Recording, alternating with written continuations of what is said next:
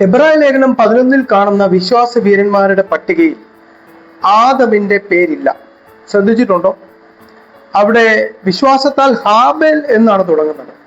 അപ്പൊ ഹാബേലിന്റെക്കാൾ മുകളിൽ ഒരാളുണ്ട്, ആദം. പേരുകളുടെ അടിസ്ഥാനത്തിൽ, സംഭവങ്ങളുടെ അടിസ്ഥാനത്തിൽ 27ഓളം വിശ്വാസ വീരന്മാരുടെ പട്ടിക അവിടെ ഉണ്ട്. എന്നാൽ ഈ 27 പേരിൽ ആദമിന്റെ പേരില്ല. എന്തുകൊണ്ടാണ് വിശ്വാസ വീരന്മാരുടെ പട്ടികയിൽ ആദമിന്റെ പേര് വരാതിരുന്നത്? മനസ്സിലാവുന്നുണ്ടോ? ആദം മറ്റേതൊരു വ്യക്തിയെക്കാട്ടിലും നേരിട്ട് ദൈവസാന്നിധ്യം അനുഭവിച്ച ഒരു വ്യക്തിയാണ്. മറ്റേതൊരു വ്യക്തിയെക്കാട്ടിലും നേരിട്ട് ദൈവസാന്നിധ്യം അനുഭവിച്ച വ്യക്തിയാണ് ആദാം.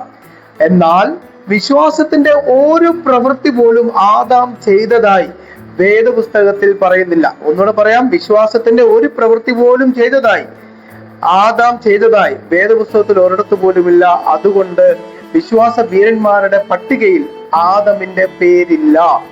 മനസ്സിലാവുന്നുണ്ടോ? ദൈവം ധാരാളമായി അനുഗ്രഹിക്കട്ടെ.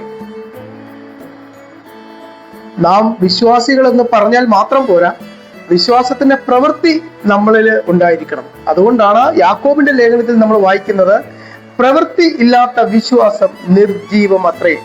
അതുകൊണ്ട് നമ്മളുടെ പ്രവൃത്തിക്കകത്ത്, നമ്മുടെ വിശ്വാസത്തിനകത്ത് ഒരു ജീവനുള്ള പ്രവൃത്തി കൂടി വേണം. പ്രവൃത്തി ഇല്ലാത്ത വിശ്വാസം നിർജീവമായിരിക്കും.